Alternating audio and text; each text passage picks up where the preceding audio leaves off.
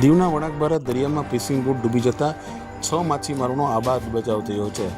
પ્રાપ્ત માહિતી અનુસાર દીવના વણાકબારા દરિયામાં ફિશિંગ કરવા બોટ ગઈ હતી, જેને લઈને ત્યાં બોટ ડૂબી જતાં 6 માછીમારોનો આબાદ બચાવ થયો।